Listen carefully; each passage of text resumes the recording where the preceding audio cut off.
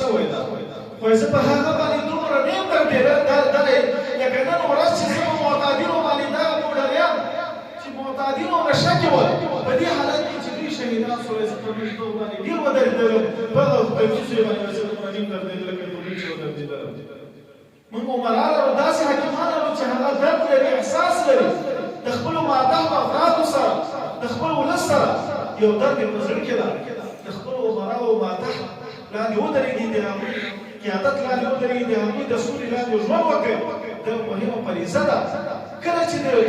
امرا صبر ماتحت افراد به هم سوي کله چې دا یو بل سره برابر شو د ژوند ټول اصول به دې برابر وي خو کله چې بغاوت رامنځته شو د ژوند چارې به دې تباه وي خپله به هم ناامنه وي سرحدات به هم ناامنه وي د مشکلاتو سره مخامخ وي غله به وي طریق به وي ډول ډول مشکلاتو سره مخامخ کېږي که غواړي چې د امن فضا ولري امن فضا په چا سره رامنځته کېږي چې ښایسته امیر ولري ښایسته خلیفه ولري قوي امیر ولري محکمه نظام ولري او د هغوی تر شا ودرېږو نو په دې سره به زموږ او تاسو نظام هم جوړي موږ تاسو به هم خپله سره جوړي نو دغه ورځ د خوشحالۍ ورځ ده دا ورځ د جزا ورځ ده دا د بدلې ورځ ده دا د مغفرت ورځ ده اله العالمین د حدیث مخکې وویلي په دې ورځ باندې پیغمبر صلی الله علیه وسلم وفرمایل اله العالمین فرمایي په دغه ورځ باندې چې څوک عیدګاه ته راغلي دي بېرته له عیدګاه واپس کېږي او په خپل عزت او په جلال او په کرم او په مرتبې باندې مې دې قسم وي څوک چې دلته راغلل دغه ګناهونه به زه ورته بښم هغه بدۍ چې ده کړي هغه بدۍ به په نیکۍ باندې ورته بدلې کړمه او څوک چې دلته راغلي بېرته کور ته ستانه کېږي مغفورا لهم زه به ورته د ټولو ګناهونو بښنه کوم دا یوه لویه خوشبختي او لوی ښایسته زیری موږ تاسو لپاره راکړل شوی ده چې موږ تاسو له کور ته واپس کېږو باید په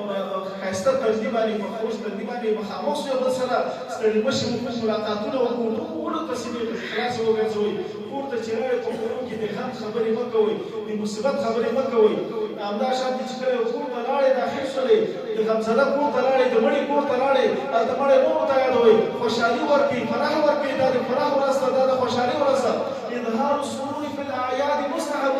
په دغه ورځ باندې خوشحالي کول دا مستحب عمل ده دا نبوي طریقه ده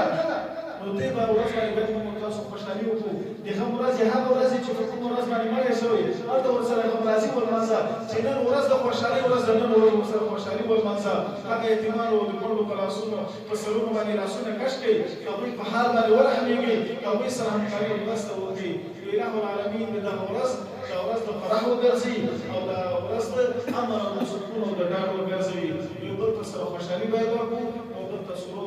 فرح او سرور ورکړو او په دغه ورځ باندې بل ته غمونه ونه کړو دا کینې حسد بغض دا د زړونو نه وباسو چې یو بل ته په زړونو کې څومره کینه وي نن ورځ یې ختمه کړو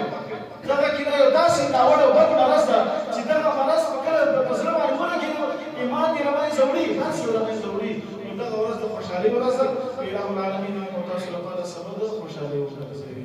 وما عليه الا البلاغ واخر دعوانا الحمد لله